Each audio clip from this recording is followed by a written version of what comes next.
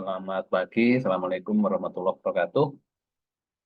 Ketemu lagi kita di kuliah manajemen pembelian, ya. Eh, Namun sekali lagi mohon maaf karena keterbatasan waktu dan agenda yang terlalu padat, saya hanya bisa menyampaikannya melalui video ini, ya. Nah, di video kali ini kita akan berdiskusi tentang prosedur dalam pengadaan dan pembelian, ya. Tapi nanti kita khususkan untuk prosedur pembelian, ya. Sebenarnya kita pernah membahas tentang apa beda antara pengadaan dengan pembelian. Sebagaimana kita tahu bahwa pengadaan itu intinya adalah kegiatan untuk mengadakan, ya, mengadakan atau to procure, ya, procurement. Em, Procurement itu bisa bisa memproduksi, bisa membeli, gitu ya.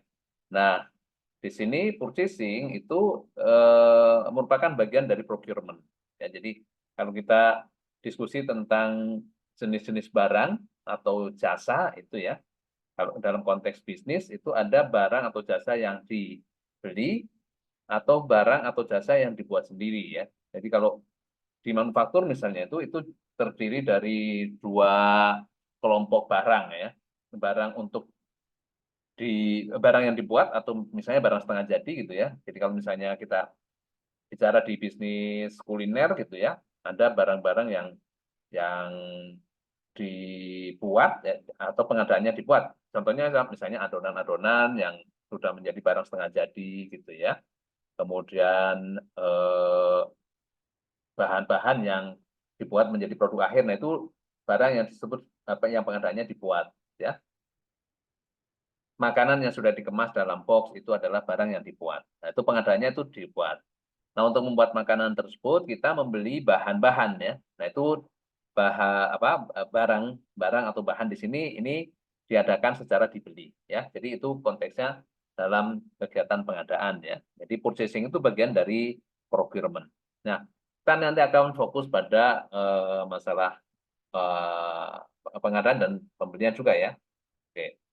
Nah, secara umum, dalam kaidah umum ada regulasi yang harus kita acu. Jadi kalau kita mau mengadakan barang dan jasa atau membeli barang dan jasa, itu ada aturan-aturan yang harus kita acu. Dalam konteks global misalnya, ya, ada aturan yang dibuat oleh GPA, ya, Government Procurement, yang dibuat berupa GPA, ya, Government Procurement Agreement, atau kesepakatan tentang pengadaan barang antar pemerintah. Ini untuk negara-negara anggota WTO, ya, termasuk Indonesia itu adalah negara yang sudah meratifikasi WTO. Jadi kita juga tunduk pada aturan tentang pengadaan barang yang disepakati di dalam WTO, ya. Ini sudah diratifikasi oleh banyak negara yang memiliki komitmen untuk akuntabilitas dan transparansi anggaran kepada publik. Kenapa harus akuntabel dan transparan? Karena pengadaan oleh pemerintah itu sumber dananya itu kan anggaran pemerintah, ya, APBN, ya, anggaran penerimaan dan belanja negara. Nah, APBN ini kan sumber pemasukannya kan sebagian besar atau mungkin yang paling besar itu adalah pajak. Oleh karena itu kita harus akuntabel dan transparan kepada publik. Karena memang pengadaan barang dan jasa oleh pemerintah itu dibiayai oleh pajak dari masyarakat, ya. Kemudian juga para investor pembeli surat utang negara, ya. Ini surat utang negara juga salah satu pos pemasukan. Jadi negara dalam APBN itu memasukkan utang negara itu sebagai sumber penerimaan atau pemasukan negara yang nanti akan digunakan untuk pengeluaran-pengeluaran berupa belanja pemerintah, gitu ya. Juga lembaga internasional dan juga lembaga donor atau dan negara donor yang memberikan pinjaman kepada suatu negara. Nah, kita meratifikasi WTO ini, maka kita tunduk pada Government Procurement Agreement. Kemudian di lingkup negara di kita itu ada undang-undang dan peraturan pemerintah yang terkait. Ya, kalau di kita sekarang yang berlaku itu peraturan perundang-undangannya itu adalah Perpres, ya. Perpres Peraturan Presiden Nomor 16 Tahun 2018 tentang pengadaan barang dan jasa pemerintah. Nah, ini untuk lembaga pemerintah, kemudian kementerian dan juga BUMN juga banyak mengacu dari sini, ya. Ini berlaku untuk instansi pemerintah yang didanai oleh APBN atau juga pemerintah daerah yang didanai oleh APBD ya. Dan juga hibah untuk atau dari pemerintah. Ini mengganti sebelumnya itu Perpres nomor 2000 Perpres tahun 2016 ya, Perpres 16 tahun 2016 ini sudah tidak berlaku. Yang sekarang berlaku adalah Perpres nomor 16 tahun 2018. Nanti mungkin akan kita kupas sedikit ya.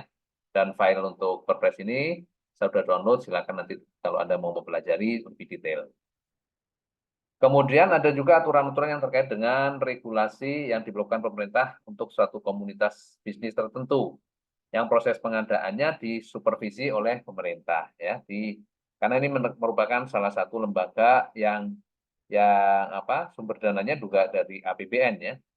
Misalnya apa? Misalnya di BI ya, ini contoh ya tahun 2009 tentang manajemen logistik Bank Indonesia, ini berlaku khusus untuk BI.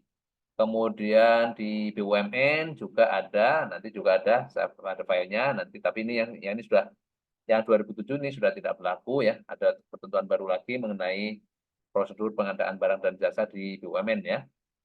Kemudian ini berupa surat edaran dari menteri ya.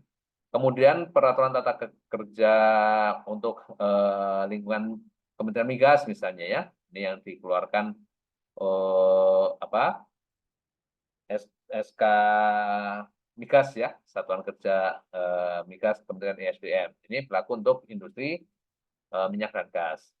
Kemudian juga ada peraturan-peraturan internal yang berlaku di lingkungan misalnya di OJK, kemudian PMI, BNPB dan sebagainya ya. Institusi-institusi yang semi pemerintah yang bersifat independen ya. Dan juga mungkin di peraturan yang kita buat di internal perusahaan ya, seperti minimal SOP ya, SOP pengadaan barang dan jasa di lingkungan perusahaan. Ini kalau misalnya perusahaan kita terafiliasi ke pemerintah, misalnya anak perusahaan BUMN itu harus tunduk kepada peraturan perundang-undangan yang berlaku juga. Kalaupun kita bukan perusahaan yang telah terafiliasi dengan BUMN misalnya, atau kita murni swasta, ini juga kita harus memperhatikan ketentuan-ketentuan yang berlaku di pemerintah, karena suatu saat mungkin kita akan berbisnis atau menjadi rekanan, atau kita mengadakan barang dan jasa dari institusi yang semi pemerintah misalnya ya. Misalnya kita berhubungan dengan BUMN, itu kita juga harus comply ya, peraturan pengadaan barang dan jasa yang kita buat ya, termasuk SOP-nya. Kemudian regulasi yang lain juga misalnya undang-undang peraturan perundang-undangan yang terkait dengan hukum, dengan perindustrian ya, kayak misalnya di Kementerian Perindustrian itu ada ketentuan tentang TKDN. Nah, misalnya kita mau jadi vendor untuk industri tertentu itu ya, kita juga harus tunduk pada itu ya. Misalnya untuk membuat barang tertentu yang digunakan oleh industri secara umum di Indonesia itu juga harus mengacu pada peraturan yang berlaku di lingkungan Kementerian Perindustrian seperti TKDN ya. TKDN atau TKDN itu tingkat komponen dalam negeri ya, yang diberlakukan oleh pemerintah Indonesia. Juga dari Kementerian Perdagangan mungkin, kemudian dari instansi-instansi pemerintah yang terkait dengan fiskal dan juga ketenagakerjaan. Nah, itu kita harus aju juga pada saat kita menyusun prosedur atau peraturan tentang pengadaan barang dan jasa di lingkungan perusahaan kita. Ya. Kemudian ini tadi sudah ya, WTO, IMF juga bisa mungkin ya, World Trade Organization ya, Organisasi Perdagangan Dunia, kemudian lembaga dana moneter internasional ya, kemudian di bidang custom ya, bea cukai, WCO ya, World Custom Organization, ini lembaga PBB yang membawahi custom ya, atau bea cukai, kemudian AFTA, CAFTA ya. AFTA itu ASEAN Free Trade, CAFTA China ASEAN Free Trade Agreement, kerjasama regional dan sebagainya. Ini kita harus mengacu juga, atau kita harus memperhatikan ya, minimal memperhatikan, mengconsider aturan-aturan yang berlaku baik secara regional, global atau nasional, gitu ya. Kemudian juga masalah regulasi dan standar, ya standar misalnya untuk supply chain management, kemudian yang terkait dengan isu lingkungan, gitu ya, kemudian K3, ya kesehatan dan keselamatan kerja, kemudian quality management, kemudian manajemen risiko, sistem informasi manajemen, dan juga ketentuan-ketentuan dalam standar mutu internasional atau ISO, ya. Juga peraturan-peraturan atau ketentuan-ketentuan yang berlaku di mitra, ya. Jadi kalau kita misalnya mau kerjasama dengan mitra, kita juga harus adopt, atau paling tidak mitra nanti pasti akan memperhatikan atau merelasikan kontrak yang mereka buat, ya, yang kita buat dengan mitra itu juga mengacu pada peraturan yang berlaku di mitra. Kita juga seperti itu, ya. Jadi kalau kita misalnya mau bikin kontrak dengan vendor atau customer, kita juga harus mengacu pada peraturan-peraturan internal atau eksternal yang terkait, ya. Nah, ini regulasi-regulasi yang harus kita perhatikan, ya, baik bersifat yang langsung, ya, yang bersifat langsung atau yang tidak langsung. Kemudian adaptif prosedur, ya, prosedur-prosedur yang bisa kita acu juga, misalnya regulasi internasional yang berlaku pada perusahaan-perusahaan yang terafiliasi ke global, ya. Misalnya untuk perusahaan-perusahaan global, ya, seperti Unilever, kemudian Nestle dan sebagainya, itu pasti juga mengacu pada peraturan-peraturan yang berlaku secara global, ya, peraturan induk, gitu ya. Dan juga best practice procurement, ya, praktek terbaik dari pengadaan yang berlaku di setiap institusi atau korporasi. Ini bisa juga kita acu dengan cara melakukan benchmark, ya, untuk pada saat kita membuat SOP tentang pengadaan.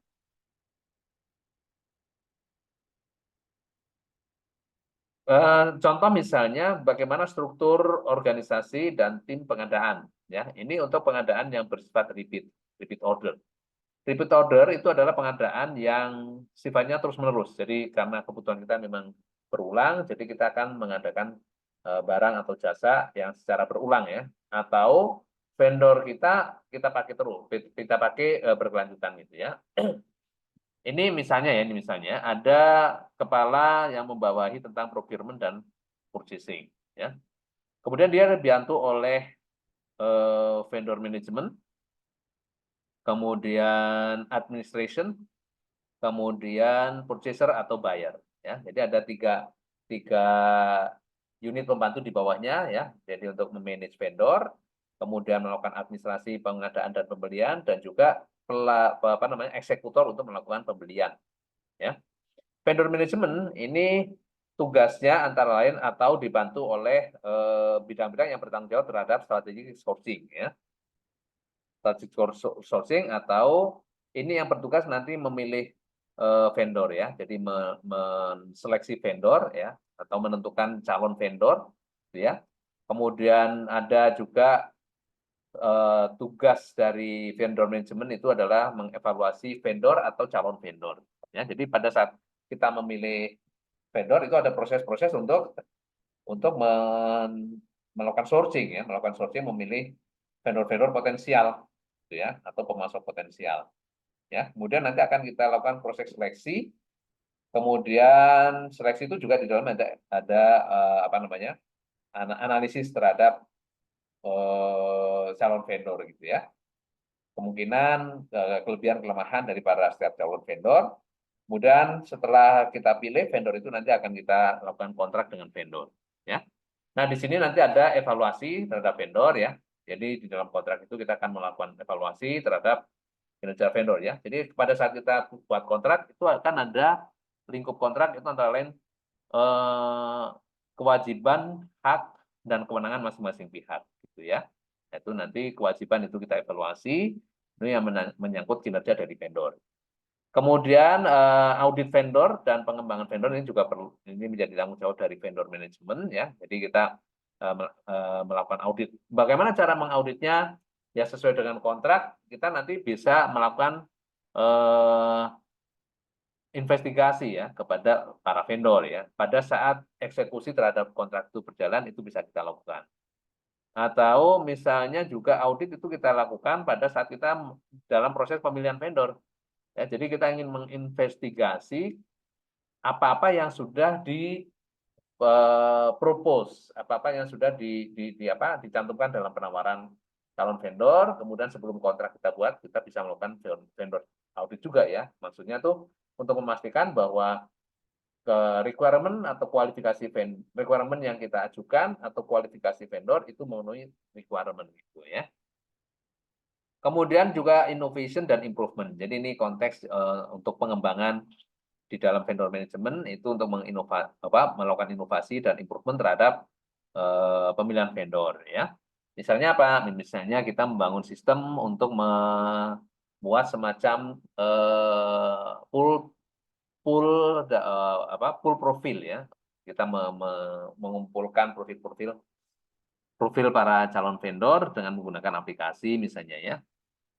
Kemudian untuk administrasi ini misalnya menghandle kontrak ya, memastikan kontrak. Jadi di dalamnya ada proses pembuatan kontraknya, kemudian drafting kontrak, kemudian penomoran kontrak, kemudian pembuatan termasuk di dalam drafting itu ada konsideran yang harus kita acu, kemudian bahasa-bahasa atau redaksi legal kontrak gitu ya. Kemudian handling untuk project ini juga menjadi kewajiban dari bidang administrasi ya. Kemudian mengadministrasikan dan mendata tentang compliance ya, kesesuaian atau kepatuhan terhadap aturan yang sudah kita buat ya, SOP tentang pengadaan dan pembelian yang sudah kita buat, dan juga melakukan reporting ya. Jadi nanti si administrasi ini benar-benar memang melakukan tugas-tugas administrasi dalam konteks procurement dan purchasing ya. Sedangkan purchaser atau buyer itu menyusun rencana pembelian ya. Misalnya kalau dari vendor manajemen sudah menetapkan ini vendornya untuk keperluan belanja barang X, vendornya adalah A misalnya kayak gitu ya. Kemudian administrasi itu sudah melakukan kontrak, ya misalnya kontrak berkaitan dengan terms and condition ya, syarat dan ketentuan yang berlaku dalam kontrak, misalnya masalah harga, kemudian syarat pengiriman, kemudian syarat pembayaran itu sudah dituangkan semuanya ya. Nah, si purchaser ini nanti akan menyusun purchase plan. Contohnya apa? Misalnya dalam syarat pengiriman. Ya. Syarat pengiriman ditentukan bahwa vendor wajib, misalnya ya, vendor wajib mengirimkan barang yang dipesan, yang diorder maksimal berapa lama misalnya kayak gitu ya, atau lead time-nya berapa lama. Nah, nanti si purchaser itu nanti akan melakukan purchase plan. Ya. Kapan order harus dikirim kepada vendor? Ya, konteksnya karena vendor mempunyai tenggat waktu atau lead time sekian hari misalnya gitu ya. Termasuk order handling. Ya, order handling misalnya membuat purchase ya, membuat purchase order. Purchase order nanti ada di dalamnya memuat ketentuan-ketentuan tentang pembelian ya, syarat pengiriman atau permintaan pengiriman, kemudian syarat pembayarannya, kemudian eh, spesifikasi barang gitu ya dan sebagainya ya, itu dituangkan dalam purchase order. Nah, ini dilakukan oleh purchaser atau buyer ya. Kemudian melakukan categorize ya, mengkategorikan barang-barang atau jasa yang akan dibeli kepada vendor atau mengkategorikan para vendor untuk kebutuhan barang yang kita akan order gitu. Dan juga melakukan progress monitoring. Ya, monitoring terhadap kalau misalnya order sudah dikirim berdasarkan kontrak, kemudian kita akan memonitor bagaimana progres dari vendor dalam memenuhi order tersebut. Ya, ini merupakan kewajiban di purchaser atau buyer. Bagaimana kalau untuk proyek? Ya, kalau proyek karena sifatnya juga sementara selama proyek ada, maka ini umumnya untuk proyek itu dibuat tender committee ya. komite yang bersifat ad hoc sementara gitu ya, karena selama proyek itu berjalan. Dan strukturnya itu lintas tim ya, karena proyek itu melibatkan tim dari berbagai unit di dalam perusahaan gitu ya. Kemudian tim ini akan bekerja selama masa proyek dilaksanakan. Kemudian struktur yang lain ini bisa mengacu pada sifat dari barang dan jasa itu ya. Misalnya untuk pekerjaan-pekerjaan yang berbasis proyek ya. Ini yang tadi sudah kita singgung, yaitu pengadaannya mengacu pada tim ad hoc ya, pengadaan untuk tim sementara, atau juga untuk pengadaan jasa ya. Pengadaan jasa juga seperti itu, jadi dibentuk struktur tersendiri ya. Misalnya di jasa itu kan kita tidak akan melakukan serah terima barang ya, tapi jasa yang akan kita eh, investigasi atau kita monitor gitu ya. Barangnya tidak ada, nanti spesifikasi dari jasa itu yang akan kita cek ya. Kemudian pengadaan dan pembelian ini sangat terkait dengan supply chain management ya. Jadi dalam aktivitas supply chain management, makanya ini saya agak kalau di manajemen pembelian dijadikan sebagai salah satu mata kuliah itu, saya biasanya itu manajemen pengadaan dan pembelian itu di dalam mata kuliah rantai pasok, manajemen rantai pasok ya, itu satu atau dua sesi pembahasan. Ini harus, karena ini satu mata kuliah harus detail benar ya. Jadi pada prinsipnya pengadaan dan pembelian itu merupakan bagian dari supply chain management ya. Ya, konteksnya itu adalah upstream, kita melakukan aktivitas untuk pengadaan barang atau jasa gitu ya, dari supplier atau dari vendor ya. Untuk apa? Untuk proses berikutnya di kita, apakah itu manufaktur atau penjualan ya, barang atau jasa yang kita akan provide kepada customer ya. Kemudian bentuk-bentuk dari struktur organisasi pengadaan dan pembelian ini bisa berupa sentralisasi atau desentralisasi ya. Sentralisasi ini artinya prosedur pengadaan barang atau jasa itu dilakukan secara tersentral ya, diambil di misalnya di kantor pusat, sedangkan desentralisasi itu diserahkan kepada regional atau di mana proses itu berlangsung ya.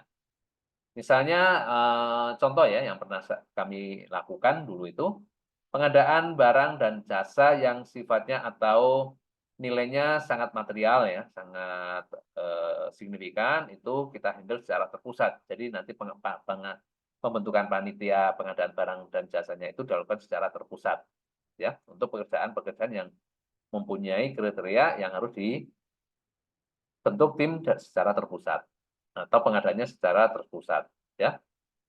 Misalnya ya, contoh pengadaan untuk barang-barang yang nilainya material ya, atau barang-barang itu diimpor misalnya ya, atau terkait dengan ketentuan-ketentuan yang berlaku di pemerintah gitu ya.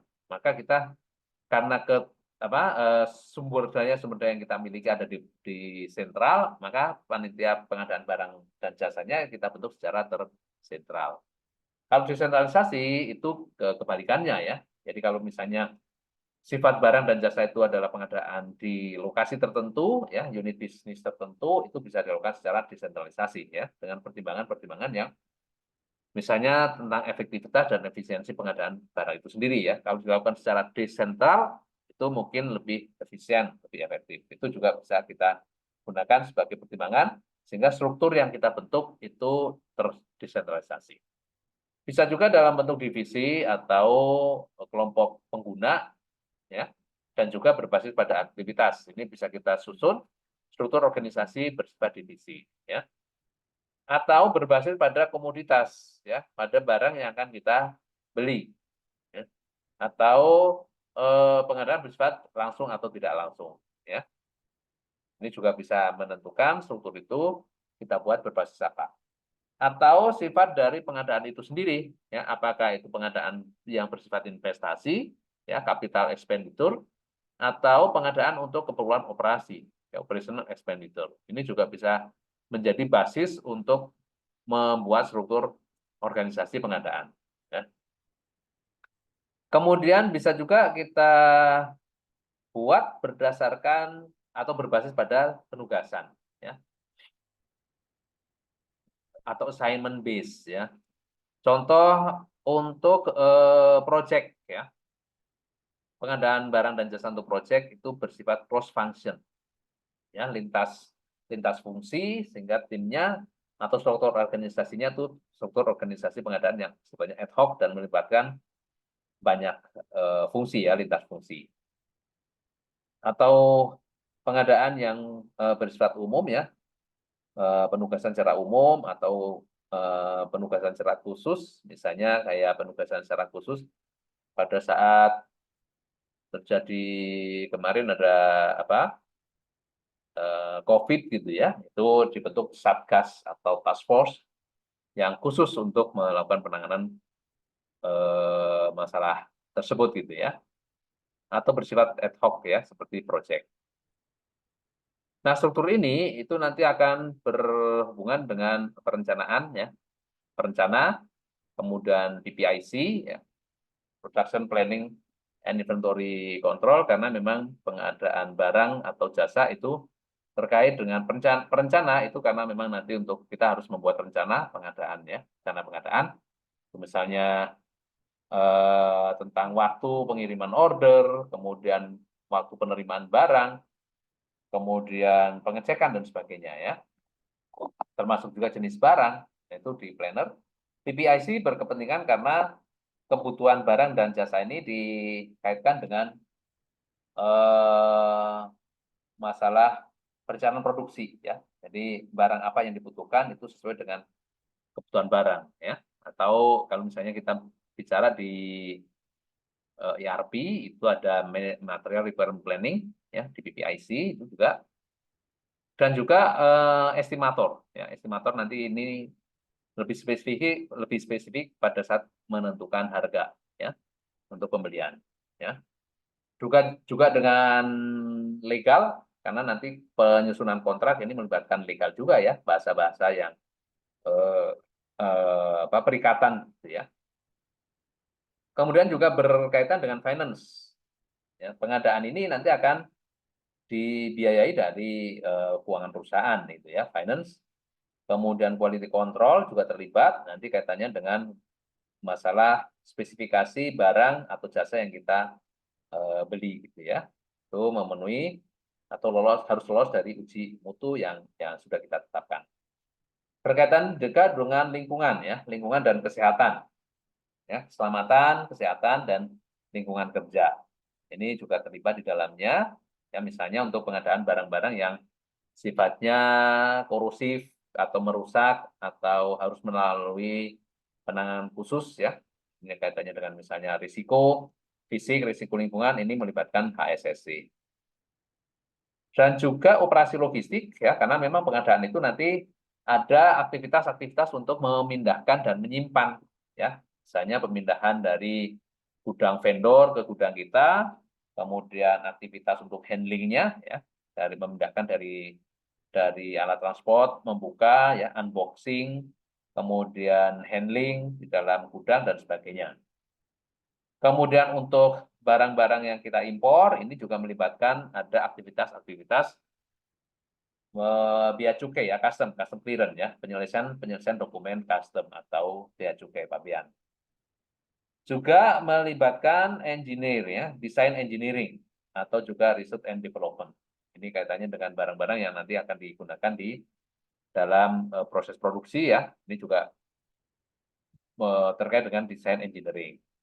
Project team, ya, kalau misalnya barang-barang itu bersifat project, kemudian user yang lain, ya, yang mungkin juga terkait, expert atau konsultan untuk barang-barang dan jasa yang memang kita harus melibatkan tenaga ahli, ya. Misalnya untuk barang-barang tertentu yang di kita SDM-nya tidak ada yang mempunyai skill tersebut, ya.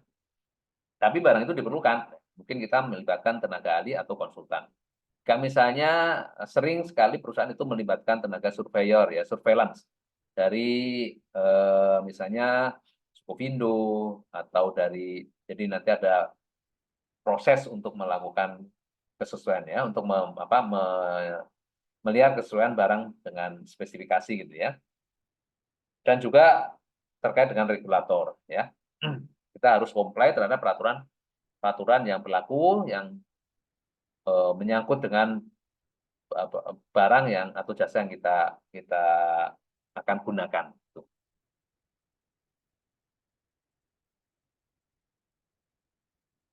Kemudian dalam kaitan dengan limit untuk pemberian persetujuan ya. Ini ada beberapa jenis approval ya, approval atau persetujuan. Ada approval yang sifatnya single approval. Jadi persetujuan ini dilakukan secara single, by project atau by satu pengadaan misalnya gitu ya. Untuk barang-barang yang bersifat reimburse ya, jadi pengadaan reimburse itu penggantian ya, penggantian. Jadi pengadaan yang financingnya dikeluarkan oleh unit tertentu misalnya, kemudian di reimburse itu nanti persetujuannya bersifat single ya. Atau pengadaan yang bersifat langsung. Kemudian ini keputusan-keputusan terhadap pengadaan ini berasal dari satu person atau satu pengambil keputusan ya, direct one person of decision maker. Ini single approval. Contohnya kalau di kita mungkin ya dibatasi dengan besarnya dari harga misalnya, dari harga tertentu itu cukup satu penanggung jawab atau satu penanda tangan persetujuan gitu ya. Sedangkan collective approval ini merupakan persetujuan yang dilakukan secara kolektif ya. Biasanya ini untuk ya ini sangat lumrah ya, sangat lazim ya di perusahaan ya, di BUMN itu sangat lumrah penandatangan dari persetujuan itu dapat misalnya direktur keuangan atau VP keuangan dan dengan VP pengadaan ya di direktorat logistik misalnya kayak gitu ya, atau direktorat direktorat produksi gitu ya, menandatangani secara bersama persetujuan untuk pengadaan ya.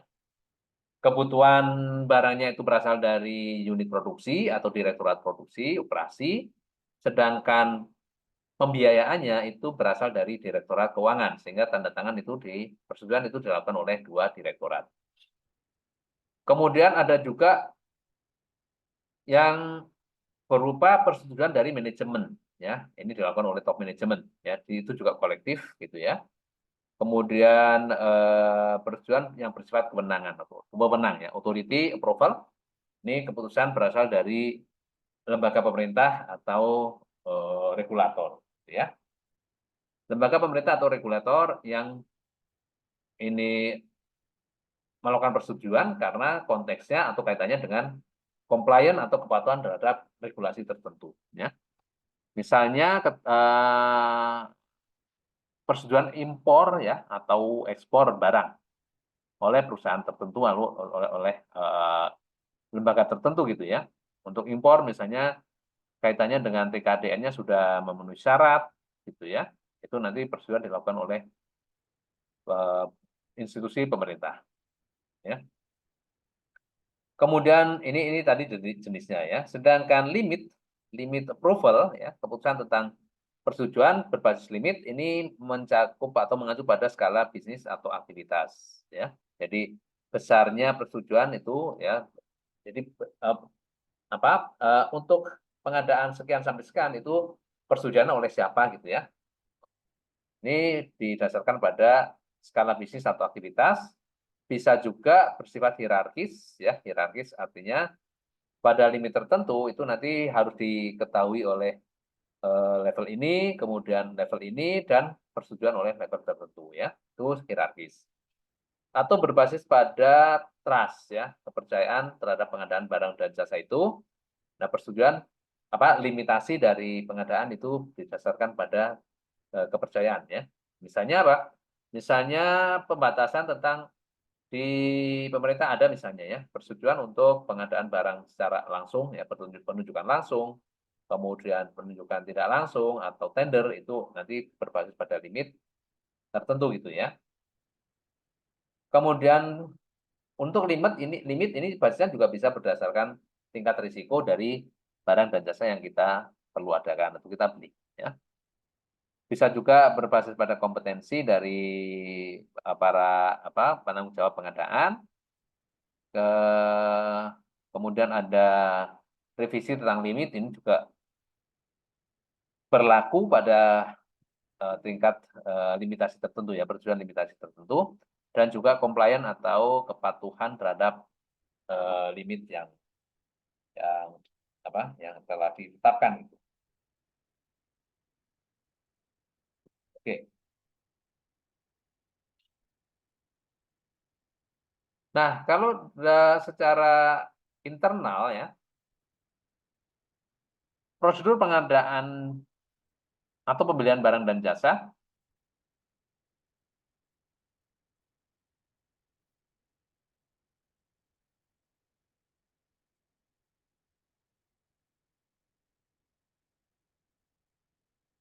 ya, ini harus mengacu pada visi dan misi ya, visi dan misi dari perusahaan, kemudian kebijakan ya, kebijakan strategis, misalnya kita mengacu pada rencana strategis perusahaan dalam jangka pendek, jangka menengah, dan juga jangka panjang.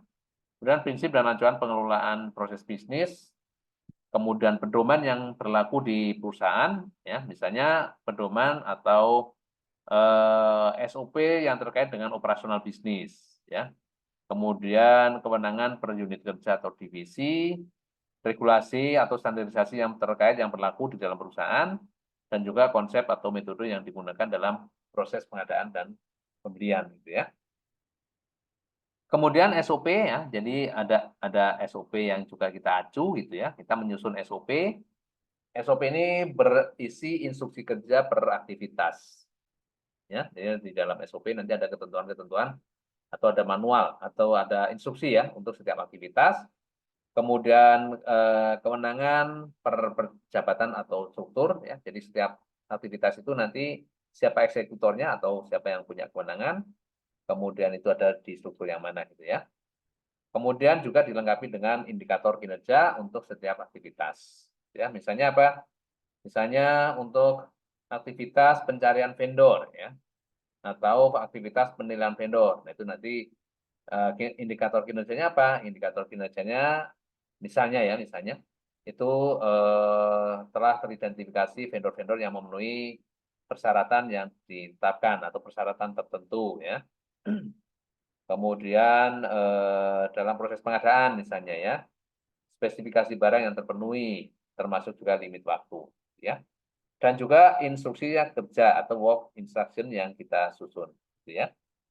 Di dalamnya ada diagram tentang pekerjaan ya. Ini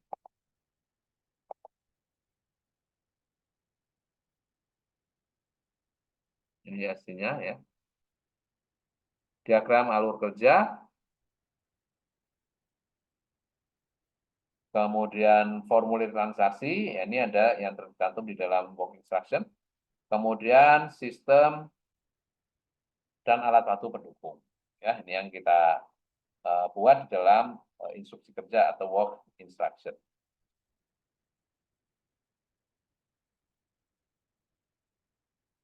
SOP itu sendiri ada beberapa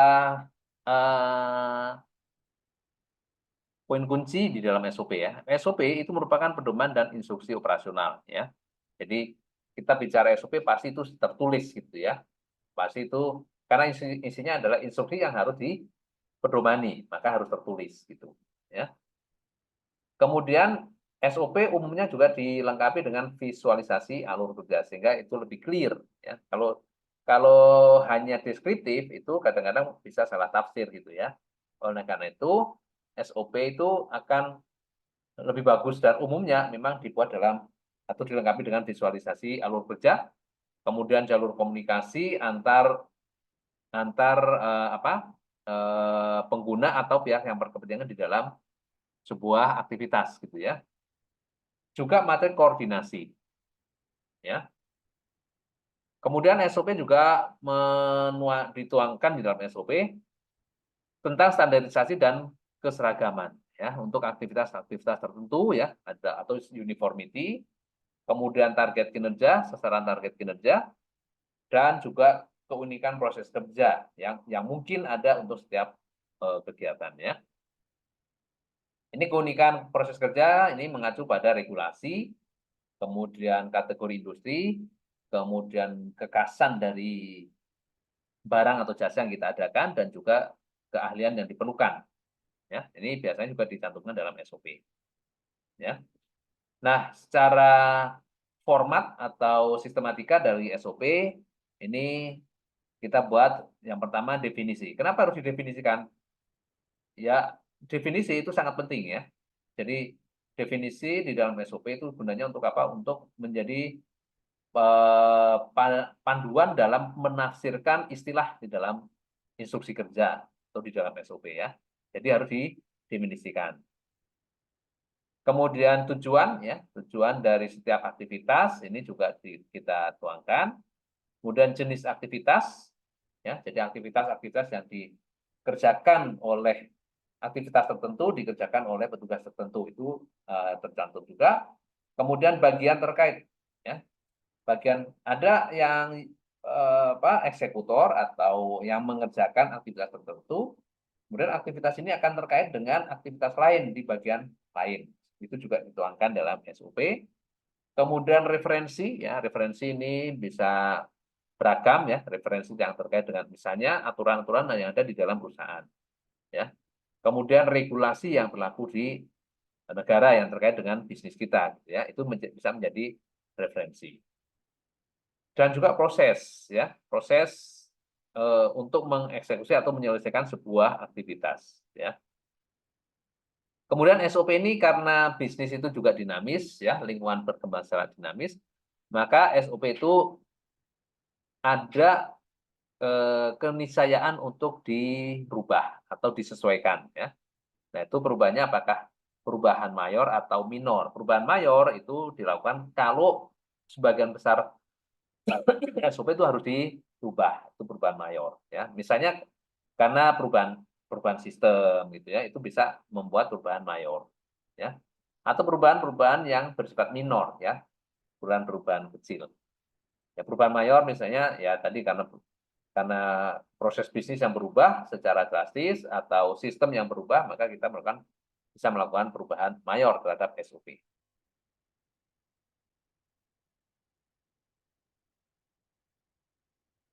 Kemudian SOP dilengkapi juga dengan deskripsi ya, deskripsi tentang pekerjaan.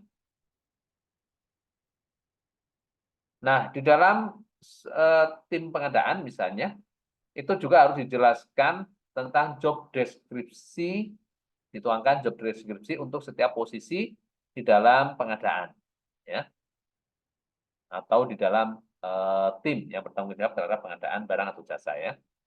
Job deskripsi ini mewakili posisi atau jabatan di dalam tim, ya. Misalnya posisinya sebagai apa misalnya ya, evaluator, ya. Nah, tugasnya apa? Posisinya sebagai evaluator di dalam tim pengadaan, tugasnya misalnya mengevaluasi kinerja vendor, ya. Kemudian investigator untuk barang dan jasa yang diadakan, ya, menginvestigasi kesesuaian antara spesifikasi yang kita minta dengan barang yang dikirim oleh vendor, ya. Ini job description ini tidak mengenal jumlah staf, ya, ya karena ini melekat pada posisi aja, ya. Ini bisa disiapkan terlebih dahulu sebelum posisi tersebut ada, ya. Jadi jobnya kita, jadi dari tim yang akan kita bentuk itu kita nanti kan menginventarisir aktivitas-aktivitas di dalam tim ya. Aktivitas itu disusun berdasarkan proses. Jadi tim di dalam pengadaan itu kita buat terlebih dahulu proses bisnis dari pengadaan ya, dari mulai identifikasi kebutuhan sampai barang itu disimpan di gudang misalnya ya. Nah, itu ada beberapa kegiatan yang kita akan buat job deskripsinya ya, atau posisi yang kita buat job deskripsinya. Kemudian baru nanti ya setelah kita full, kita kumpulkan aktivitas-aktivitas tersebut, maka kita bisa menentukan posisi apa yang akan kita lekatkan ya, untuk aktivitas tersebut ya. Job deskripsi ini juga bisa dilengkapi dengan visualisasi proses kerja ya, sebagaimana SOP, jalur komunikasi, dan materi koordinasi ya.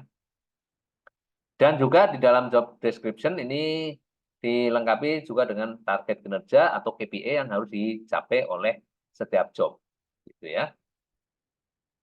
Posisi ini menggambarkan detail jabatan per masing-masing posisi, kemudian di departemen mana, ya, bagian di mana jabatan tersebut berada, kemudian supervisor, ya, atasan dari jabatan yang dimaksud. Jadi untuk posisi yang dibuatkan jobnya itu atasannya siapa? Ya, atasannya nanti mungkin konteksnya berkaitan dengan masalah pengambilan keputusan nantinya ya. Tujuannya apa? Apa yang akan dicapai dengan adanya posisi tersebut ya. Ini nanti tujuan ini nanti akan menjadi bahan untuk evaluasi terhadap pencapaian tujuan atau target kinerja ya. Tugas dan tanggung jawab ini mencakup kewajiban dan tanggung jawab dari jabatan tersebut dan target kinerja yang harus direalisasikan oleh job tersebut. Ini contoh bagaimana kita menetapkan indeks maturity ya. Indeks maturity untuk procurement. Ya, ini bisa disusun dalam level-level ya.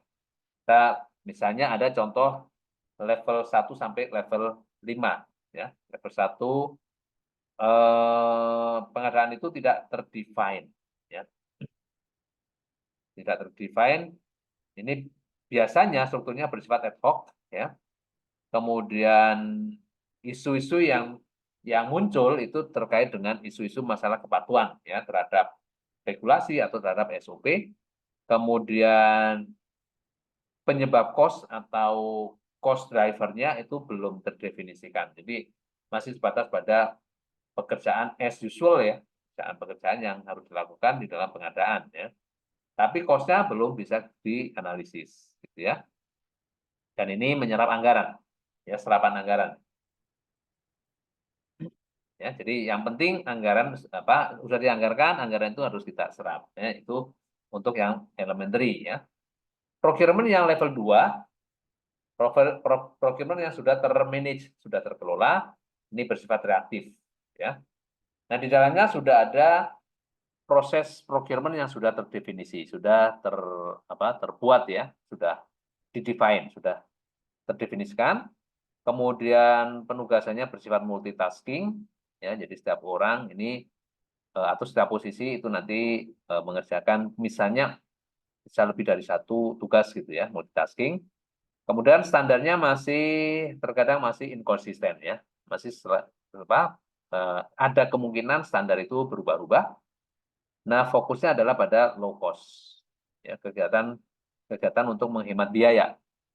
Sedangkan level 3 yang sudah terstandarisasi itu pengadaan yang sudah termanage ya. Pengadaan yang sudah termanage ini indikasinya adalah proses procurement yang selalu diupdate ya. Jadi selalu diperbarui karena memang ada perubahan-perubahan di dalam lingkungan bisnis ya. Kemudian timnya fokus dan penugasan pada profesional. Kalau reaktif itu tadi penugasannya multitasking, jadi satu orang bisa ditugasi untuk macam-macam kegiatan nantinya dan ini bisa berdampak terhadap rendahnya kinerja gitu ya. Karena mungkin tuntutan expertise dari sebuah tugas itu juga khusus misalnya ya. Nah, kalau di pengadaan yang sudah termanage, ini sudah profesional ya. Kemudian standarisasi ongoing ya, jadi kita sudah menyusun standarisasi untuk kegiatan-kegiatan yang akan datang atau sudah kita mulai susun standar kinerja dari pengadaan gitu ya. Kemudian fokusnya ini pada penawaran terbaik. Sedangkan leverage ini untuk level 4 yaitu pengadaan yang sudah bersifat leading. Ini selalu pengadaan itu selalu melakukan continuous improvement ya, perbaikan yang terus-menerus. Kemudian proses ini sudah terotomasi dan sudah terdigitalisasi, dan ini sekarang sudah banyak diadopsi, ya. Misalnya penggunaan electronic procurement, ya, e-procurement ini sudah terotomasi. Kemudian ini sudah mempertimbangkan atau fokus pada quality, risk, dan service level. Ya, jadi sudah sangat mempertimbangkan tentang kualitas dari pengadaan itu sendiri, kualitas dari produk atau jasa yang harus kita peroleh, termasuk risikonya, dan juga service level yang harus kita dapatkan dari setiap pengadaan ini. Ya. Ini juga bisa untuk cost saving, gitu ya pengadaannya. Kemudian untuk yang best in class, ya, yang praktek terbaik ini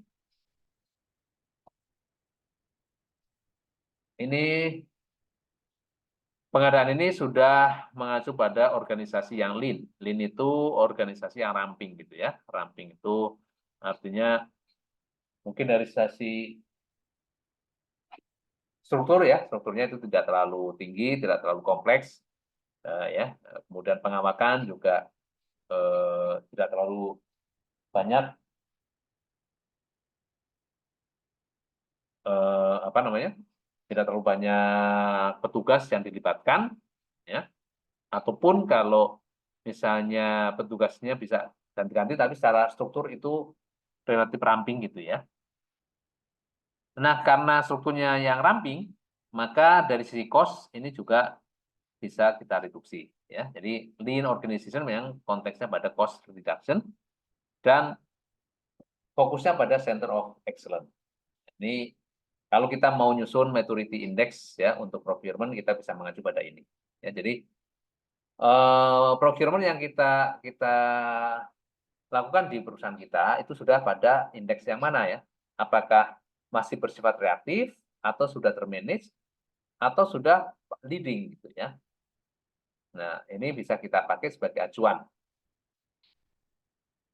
basis penilaian untuk melevelkan pengadaan di perusahaan kita.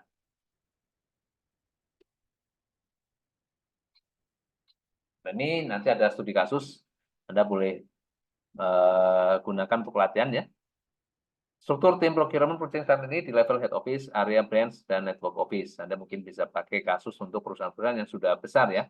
Yang struktur organisasinya itu sudah mencakup ada head office, kemudian area atau cabang, dan juga kantor-kantor yang kantor-kantor yang dalam jaringan, gitu ya. Kemudian organigram tersebut sudah ideal atau belum. Anda bisa cari kasus itu.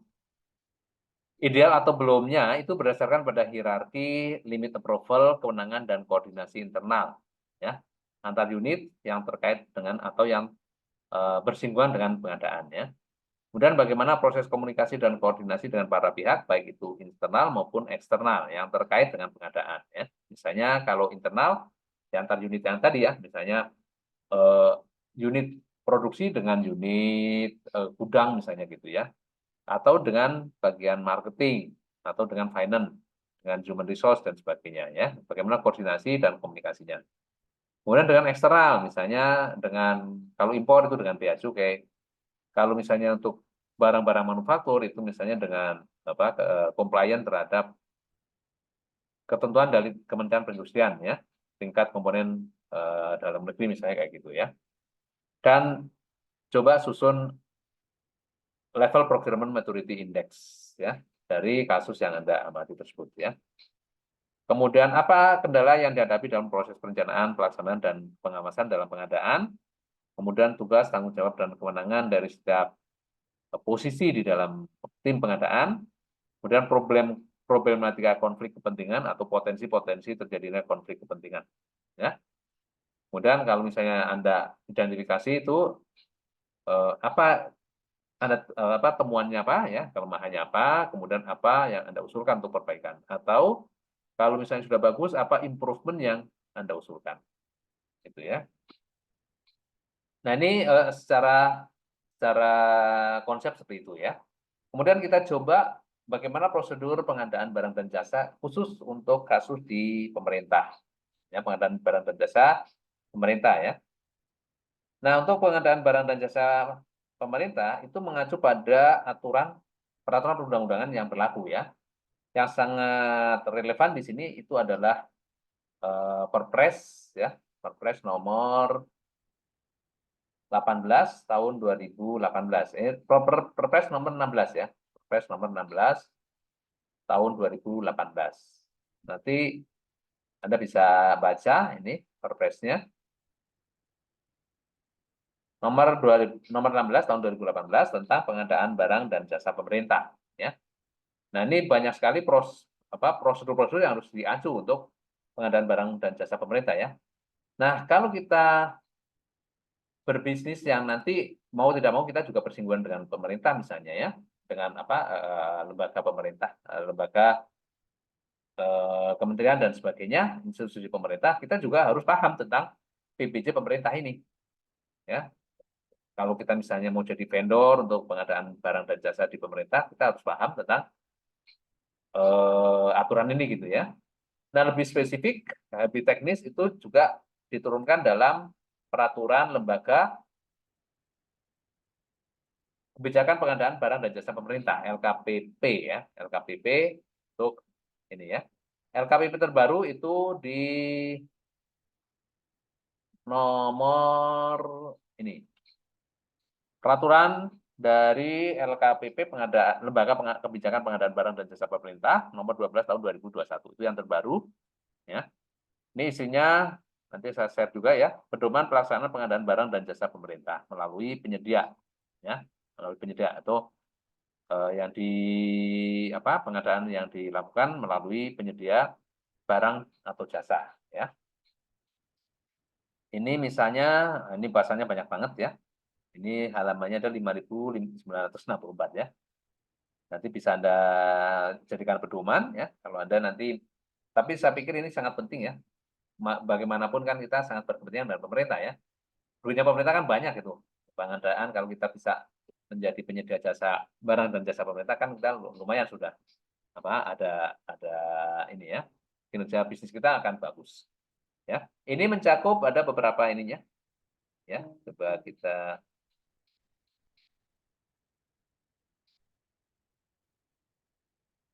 bahas di sini ya. Cakupannya apa saja? Ya. Jadi ada 3 kegiatan utama ya, 3 kegiatan utama. Jadi bisa kita bagi ke dalam 3 kegiatan utama pengadaan barang dan jasa pemerintah. Yaitu mencakup perencanaan, kemudian persiapan dan pelaksanaan. Ya. Perencanaan ini meliputi kegiatan-kegiatan identifikasi kebutuhan. Ini tipikal ya, sama baik di pemerintah maupun di swasta. Jadi pengadaan itu akan mengacu pada pengadaan itu untuk barang dan jasa yang memang dibutuhkan ya. Jadi ini ada proses identifikasi kebutuhan. Kemudian dari identifikasi kebutuhan ini nanti ada teridentifikasi atau ada list barang dan jasa yang akan diadakan, gitu ya. Kemudian cara pengadaannya bagaimana, ya. Kemudian jadwal pengadaannya, kemudian anggaran pengadaan. Nah, ini perencanaan ini mencakup beberapa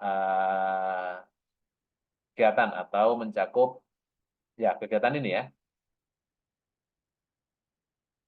Jadi mulai dari identifikasi kebutuhan ya, kemudian penetapan barang dan jasa yang akan diadakan, yang akan dibeli, kemudian bagaimana cara mengadakannya, kemudian kapan pengadaan itu dilakukan dan berapa biaya yang diperlukan untuk pengadaan tersebut ya. Nah, ini pengadaan barang dan jasa itu bisa dilakukan secara swakelola atau melalui penyedia. Ya, swakelola artinya pengadaan barang atau jasa itu dilakukan swakelola oleh institusi atau unit yang membutuhkan barang dan jasa tersebut, gitu ya. Kalau penyedia itu berarti barang dan jasa itu dipasok oleh penyedia. Itu nanti prosedurnya akan berbeda ya. Persiapan ini mencakup kalau pengadaan barang dan jasa dilakukan secara swakelola, maka ini akan pertama sekali itu dilakukan penetapan sasaran ya. Kemudian penyelenggara swakelola ini di unit mana atau misalnya kementerian atau lembaga gitu ya. kemudian bagaimana rencana kegiatannya, kapan dilaksanakan, dan berapa biayanya, ya, rencana anggaran dan biaya. Sedangkan kalau melalui penyedia, ini nanti dilakukan pertama sekali menetapkan HPS, ya. HPS itu harga perhitungan sendiri. Harga perhitungan sendiri itu adalah harga patokan yang dibuat oleh petugas pengadaan, ya, berbasis pada referensi-referensi yang berlaku, ya. Jadi misalnya kita mau mengadakan seperangkat komputer misalnya, ya. Misalnya kita butuh 100 unit laptop untuk menopang tugas harian pegawai di unit tertentu misalnya, ya.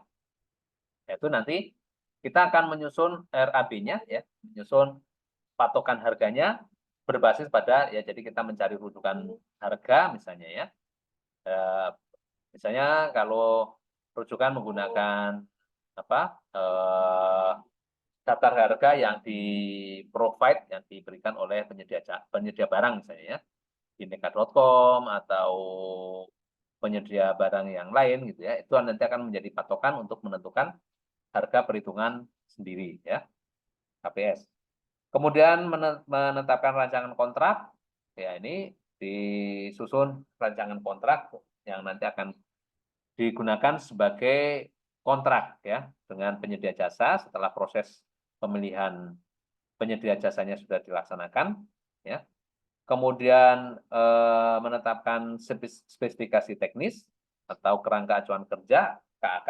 Di KAK itu memuat banyak aspek gitu, ya. Misalnya ada tujuan pengadaan, ya, tujuan pengadaan, kemudian definisi, kemudian spesifikasi, kemudian eh, pagu anggaran, kemudian jadwal. Nah, itu beberapa yang tertuang di dalam KAK, ya. Kemudian penetapan uang muka, jaminan pelaksanaan, jaminan pemeliharaan, sertifikat garansi, atau juga penyesuaian harga, ya. Ini persiapan yang perlu kita lakukan. Kemudian untuk pelaksanaan swakelola, ini ada pelaksanaan swakelola untuk tipe 1, 2, 3, 4. Jadi ada jenis-jenis swakelola, ya. Kemudian pembayaran swakelola dan pengawasan dan pertanggungjawaban swakelola. Sedangkan untuk pelaksanaan pengadaan barang jasa yang melalui penyedia, ini pelaksanaan pemilihan, ya, pemilihan vendor maksudnya gitu, ya, pelaksanaan kontrak, kemudian serah terima hasil pekerjaan, ya. Ini menandai berakhirnya kontrak, ya. Serah terima ini nanti serah terima itu dilengkapi dengan dokumen BAST, ya. Berita acara serah terima barang atau jasa gitu, ya. Itu pelaksanaan, ya. Itu akhir dari pelaksanaan, yaitu serah terima hasil pekerjaan. Nah, ini kalau kita susun dalam sebuah siklus, ya, ini siapa saja yang terlibat di dalam setiap tahapan, ya. Untuk perencanaan dan pengadaan ini ada pengguna anggaran PA, kemudian ada kuasa pengguna anggaran, ya, KPA, kemudian PPK, petugas atau pejabat pembuat komitmen, ini pejabat yang penanggung jawab untuk pengadaan barang dan jasa, ya. Kemudian panitia pengadaan barang dan jasa, ya. Ini di dalam perencanaan. Jadi tiga job ini terlibat di dalam perencanaan penganggaran, ya. PA atau KPA, ya, pengguna anggaran atau kuasa pengguna anggaran, kemudian pejabat pembuat komitmen, dan panitia pengadaan barang dan jasa. Kemudian persiapan pengadaan ini dilakukan oleh PPK dan PPBJ, ya, pejabat pembuat komitmen dan panitia pelaksanaan panitia atau pelaksana pengadaan barang dan jasa, ya, pelaksana pengadaan barang dan jasa. Kemudian persiapan pemilihan. Nah, ini nanti proses untuk memilih calon vendor atau menyeleksi calon vendor, ya. Ini melibatkan kelompok pemilihan, ya. Jadi kita menyusun tim untuk melakukan pemilihan juga. atau petugas pemilih ya, petugas pemilihan. Kemudian proses pemilihan ini dilakukan oleh Pokmil, kelompok pemilihan, dan petugas pemilihan atau kelompok apa namanya, kalau petugas pemilihan ya. Dan peserta, peserta ini adalah para calon vendor yang nantinya akan kita pilih ya. Kemudian setelah proses pemilihan selesai, kita sudah menentukan vendor siapa yang ditunjuk atau dipilih untuk melaksanakan pengadaan barang atau jasa ya. Kemudian kita buat kontrak ya, pelaksanaan kontrak. Di sini petugas pejabat membuat komitmen dengan penyedia. Ya, penyedia itu adalah peserta yang sudah dipilih gitu ya. Kemudian setelah terima barang atau jasa ya, pada saat pekerjaan sudah selesai, ini melibatkan pengguna anggaran atau kuasa pengguna anggaran. Karena memang usernya, ya, jadi pengguna anggaran itu adalah user. Sedangkan pejabat membuat komitmen, itu adalah pejabat yang ditunjuk untuk melaksanakan komitmen terhadap pengadaan barang dan jasa ini gitu ya. Ini kalau di lingkungan pemerintah begitu. Ya, jadi kalau kita list pelaku pengadaan barang dan jasa ini di pasal 8, kita cek ya, pasal 8 peraturan atau perpres ya. Coba cek dulu. Mungkin peraturan ya. Kita cek di pasal 8 perpres nomor 16 2018 ada nggak? Pasal 5. Oh ya.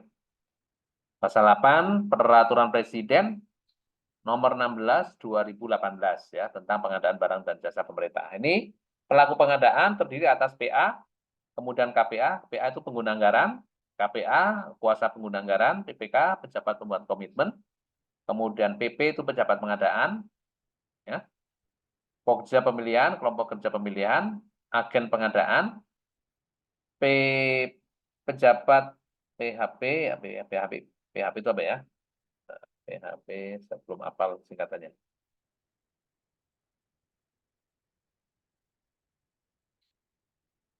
PPHP, kemudian penyelenggara swakelar dan juga penyedia. Ini pelaku-pelaku yang terlibat di dalam pengadaan barang dan jasa, ya.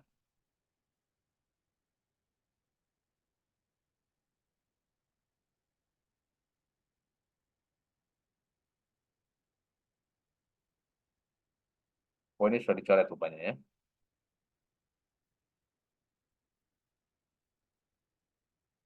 Kemudian tugas masing-masing ya.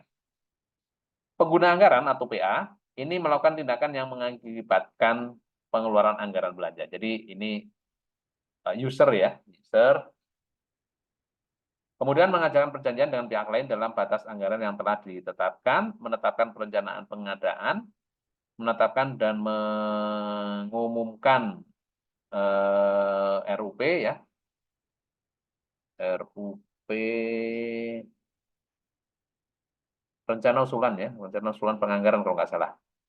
Kemudian melaksanakan konsolidasi pengadaan barang dan jasa, menetapkan penunjukan langsung untuk tender ulang atau seleksi ulang yang gagal, kemudian menetapkan pengenaan sanksi daftar hitam, ya. Jadi kalau ada vendor yang tidak perform itu kita mungkin akan menetapkan blacklist gitu ya. Kemudian menetapkan PPK ya, pejabat pembuat komitmen, menetapkan pejabat pengadaan, kemudian menetapkan penyelenggara swakula, menetapkan tim teknis, menetapkan tim juri atau tim ahli untuk pelaksanaan melalui sayembara atau kontes, menyatakan tender atau seleksi gagal, dan menetapkan pemenang atau penyedia untuk metode pemilihan tender atau penunjukan langsung atau ijub purchasing untuk paket pengadaan barang atau pekerjaan konstruksi jasa lainnya dengan nilai pagu anggaran di atas 100 miliar. Ya. Ini dilakukan oleh PA. Kemudian seleksi penunjukan langsung untuk paket pengadaan jasa konsultan dengan nilai pagu anggaran di atas 10 miliar. Ini tugas dan kewenangan PA. Kemudian kuasa pengguna anggaran melaksanakan kewenangan PA yang didelegasikan. Jadi memang KPA namanya juga kuasa ya. Kalau misalnya pengelolaan atau penggunaan anggaran itu dikuasakan kepada KPA, maka tugasnya adalah tugas yang melekat di PA. ya. Tugas dan kewenangan yang melekat di PA yang didelegasikan. Menjawab sanggahan banding dalam pekerjaan konstruksi. Kemudian KPA dapat menugaskan PPK untuk melaksanakan kewenangan ya, melakukan tindakan yang mengakibatkan pengeluaran anggaran belanja dan atau mengadakan perjanjian dengan pihak lain dalam batas anggaran belanja yang telah ditetapkan. Ini KPA. Ya. Sedangkan PPK ini ya, nanti sudah ke teknis pengadaan ya. PPK itu menyusun perencanaan pengadaan, kemudian melaksanakan konsolidasi pengadaan barang dan jasa, menetapkan spesifikasi teknis. Nah ini nanti menuangkan di dalam KAK itu oleh PPK. Gitu ya. Kemudian menetapkan harga perhitungan sendiri, ini juga PPK. Menetapkan besaran uang muka yang akan dibayar kepada penyedia, nah ini juga kewenangan PPK. Ya, bukan AP lagi ya, bukan PA ya, tapi sudah di PPK.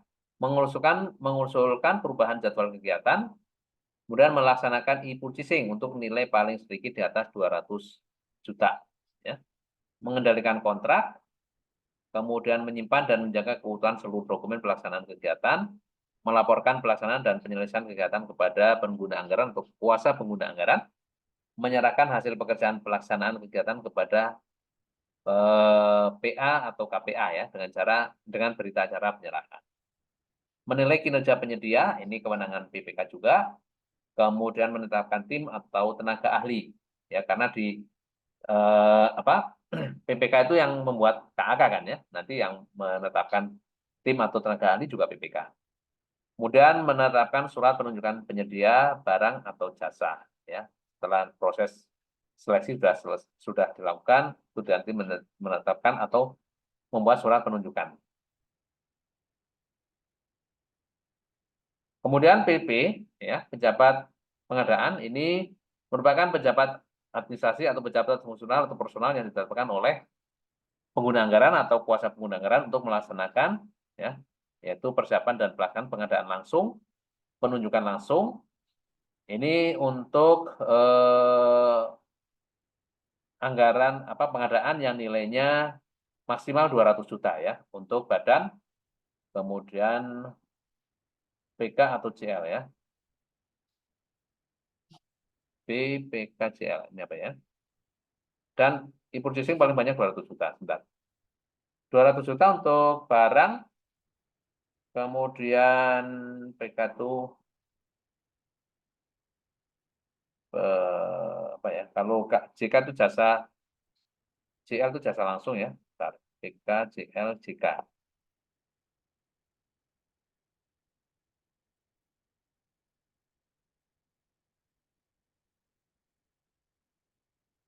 PK dalam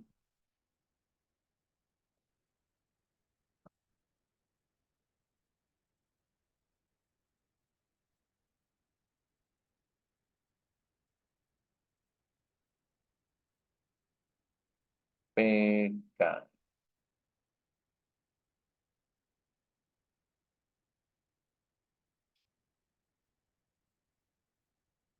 Ya, penunjukan langsung B barang PK pasal pasal 44 ya.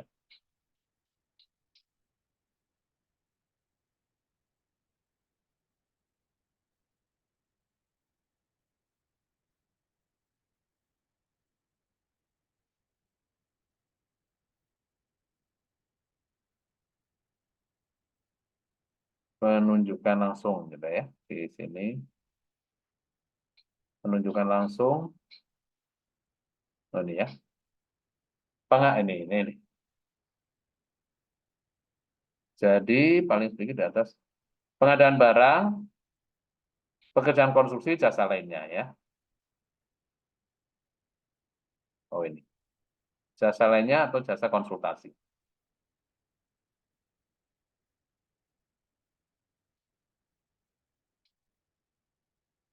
Pengadaan langsung, penunjukan langsung paling banyak 200 juta untuk barang, pekerjaan konstruksi, atau jasa langsung ya. Sedangkan 100 juta ini untuk jasa konsultasi. Jasa konsultansi ya. Pekerjaan konstruksi, jasa lainnya. Kemudian ini yang tadi paling banyak 200 juta. Jadi pengadaan langsung, penunjukan langsung untuk barang atau pekerjaan konstruksi atau jasa lainnya 200 juta atau 100 juta untuk jasa konsultansi. Ya, ini kewenangan dari pejabat pengadaan ya.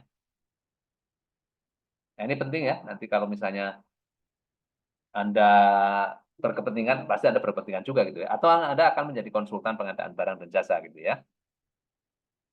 Ini merupakan salah satu posisi ya, job dari yang terlibat di dalam pengadaan barang dan jasa.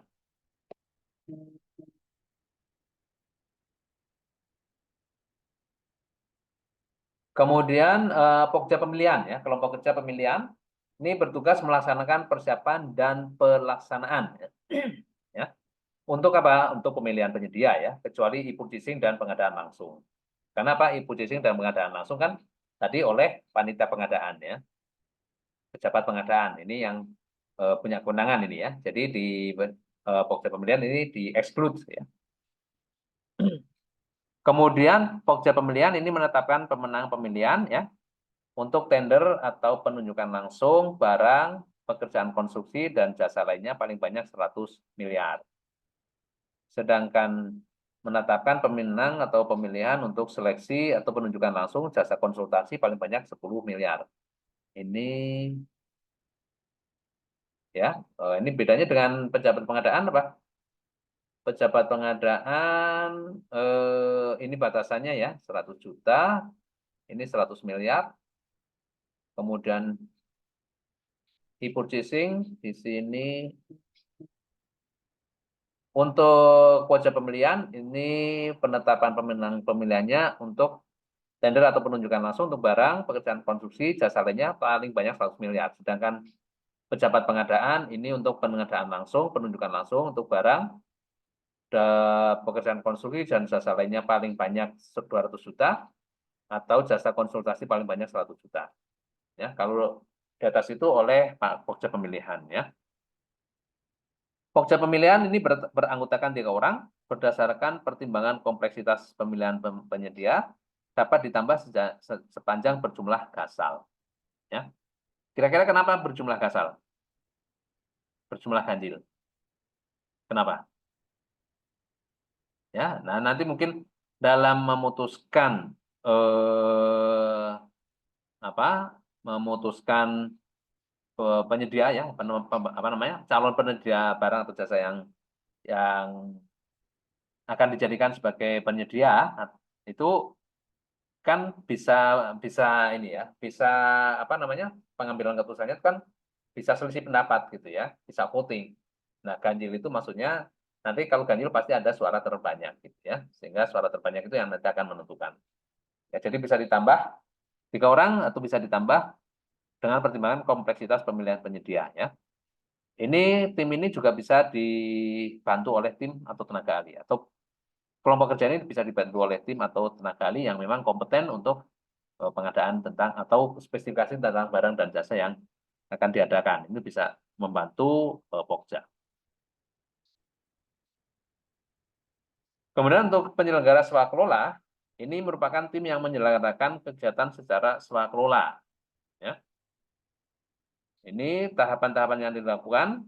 Tim ini menyusun sasaran rencana kegiatan, jadwal pelaksanaan, dan rencana biaya ya untuk barang atau jasa yang bersifat swakelola ya.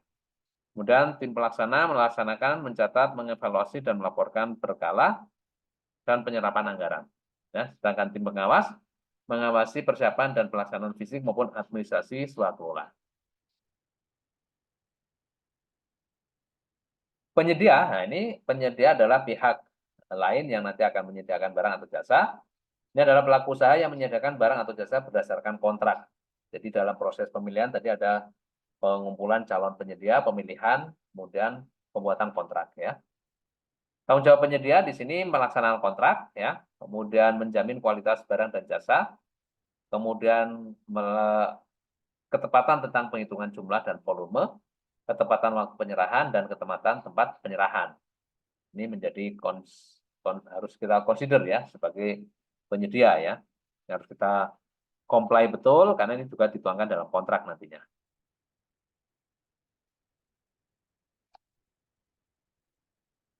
Kemudian mengacu pada pasal 18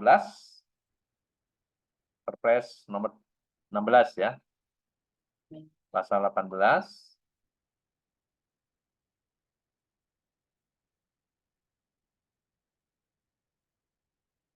ini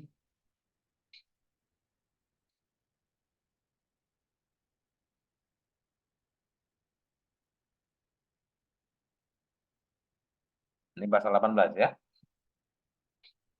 Oke.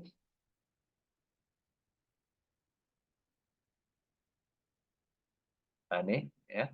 Perencanaan pengadaan barang dan jasa ini dilakukan identifikasi kebutuhan, kemudian penetapan barang dan jasa, penentuan cara pengadaan, penetapan jadwal, kemudian penyusunan anggaran pengadaan barang dan jasa ya. Masukan untuk membuat ini, perencanaan ini, ya, ini adalah pagu indikatif berdasarkan APBN ya, pagu indikatif itu acuannya adalah APBN, kemudian rencana kerja dari kementerian dan lembaga ya, KL itu kementerian dan lembaga. Kemudian KUA atau PPAS ini berdasarkan APBD atau RKA pemerintah daerah ya. Ini ya, rencana pengadaan dananya. Perencanaan pengadaan yang dananya bersumber dari APBN dilakukan bersamaan dengan proses penyusunan rencana kerja kementerian dan lembaga atau Renja KL ya.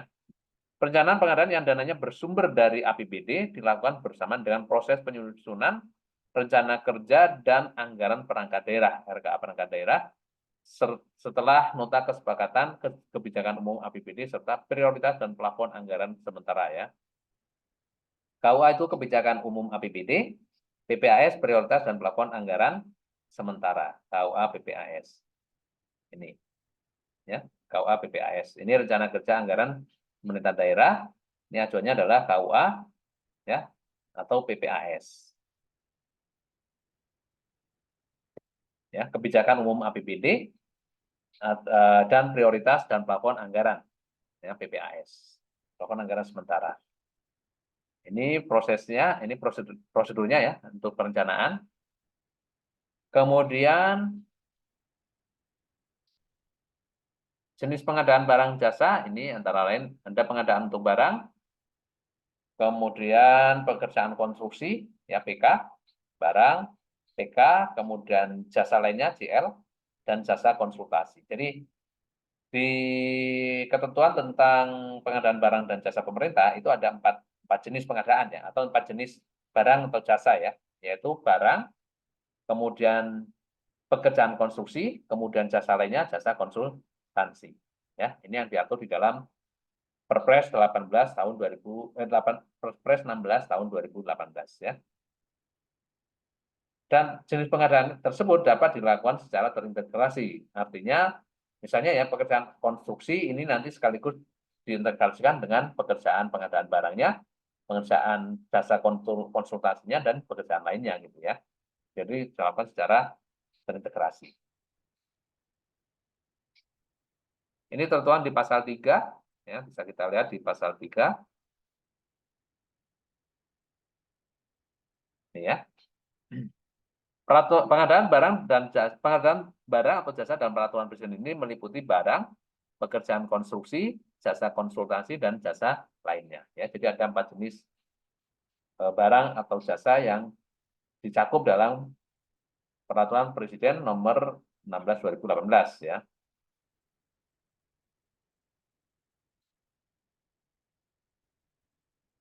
Cara pengadaannya ini bisa berupa swakelola tipe 1, swakelola tipe 1 ini untuk kementerian, kemudian lembaga atau pemerintah daerah ya.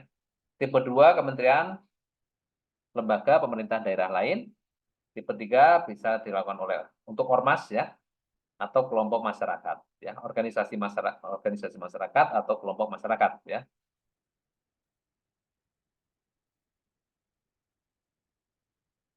Kemudian bagaimana metode pemilihan penyedianya ya?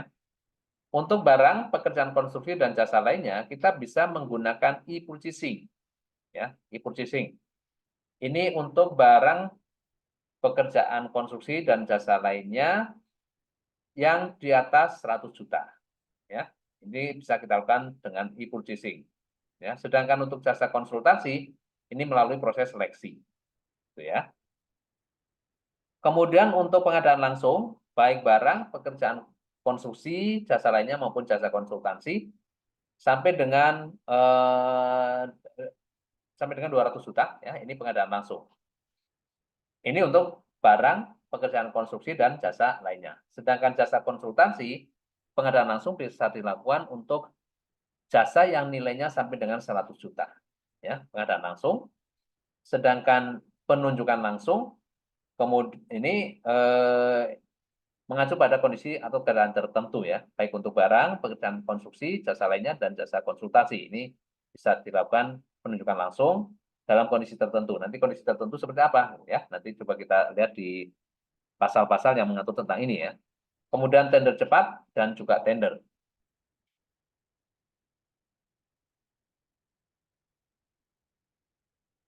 Untuk persiapan, ya. Untuk persiapan, ini pasal 25 nanti dibaca sendiri, ya. PPK menetapkan spesifikasi teknis atau KAK, ya, kerangka acuan kerja.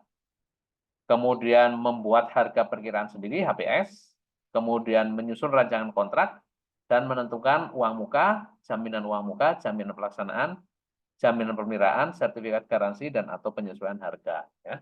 Ini dilakukan oleh PPK.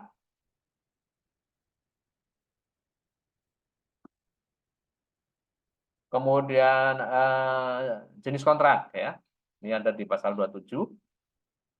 Untuk barang dan jasa lainnya, ya, ini kontraknya ini bisa berupa lumsum. Ya. Lumsum itu bisa untuk semuanya, ya. Barang, jasa lainnya, pekerjaan konstruksi, jasa konsultansi non kementerian, jasa konsultasi kementerian, ya. Ini kontraknya kontrak lumsum.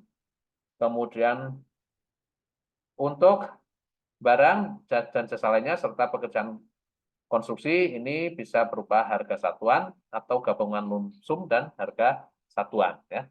Sedangkan jasa konsultasi non kementerian ini bisa berupa kontrak payung. Ya, kontrak payung nanti akan kita coba cek jenis-jenis kontrak dan definisi dari setiap kontrak itu apa. Untuk barang dan jasa lainnya ini bisa berupa kontrak payung. Kalau pekerjaan konstruksi ini putar kunci atau turnkey, ya, turnkey project.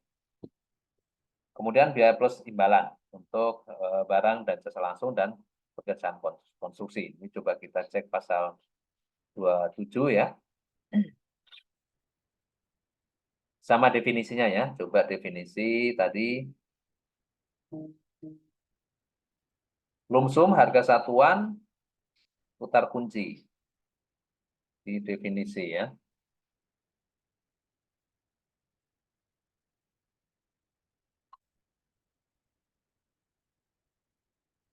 Lamsam.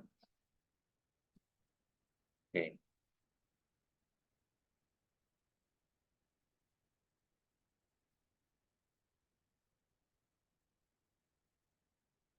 Nah, ini, ya. Kontrak lumsum sebagaimana dimaksud pada ayat 1 huruf A dan ayat 2 huruf A merupakan kontrak dengan ruang lingkup pekerjaan dan jumlah harga yang pasti dan tetap dalam batas waktu tertentu dengan ketentuan sebagai berikut. Ini kontrak lumsum, ya. Semua risiko sepenuhnya ditanggung oleh penyedia, berorientasi kepada keluaran dan pembayaran didasarkan pada tahapan produk atau keluaran yang dihasilkan sesuai dengan kontrak. Ini, ya. Sedangkan kontrak harga satuan merupakan kontrak pengadaan barang dan jasa, pekerjaan barang, pekerjaan konstruksi, dan jasa lainnya dengan harga satuan yang tetap untuk setiap satuan atau unsur pekerjaan. Ya, satuan itu maksudnya untuk barang, unsur pekerjaan untuk jasa, gitu, ya.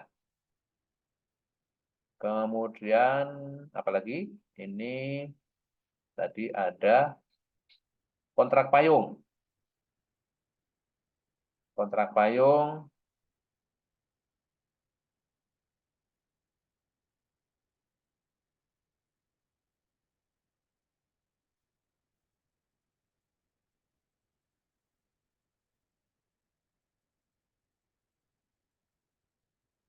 Kontrak payung merupakan kontrak dengan ruang lingkup pekerjaan dan jumlah harga yang pasti dan tetap dalam batas waktu tertentu dengan ketentuan sebagai berikut.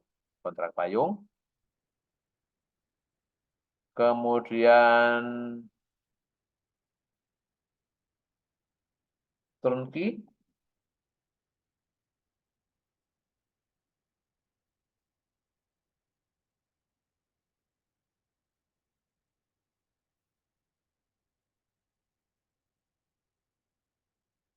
terima jadi ya, terima jadi, kontrak lumsum, kontrak harga satuan, kemudian kontrak gabungan lumsum, ini terima jadi turnkey, merupakan kontrak pengadaan pekerjaan konstruksi atas penyelesaian seluruh pekerjaan dalam waktu tertentu bagi berikut jumlah harga pasti dan tetap sampai seluruh pekerjaan selesai.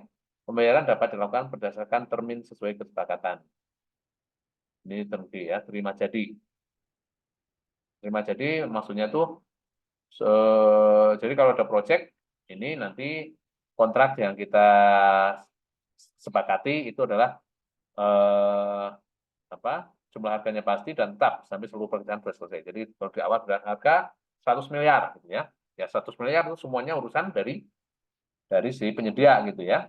Dan kita nanti sebagai apa kementerian atau lembaga itu tinggal terima jadi semuanya sudah dalam bentuk ini ya. Terima jadi dari pekerjaan konstruksi tersebut.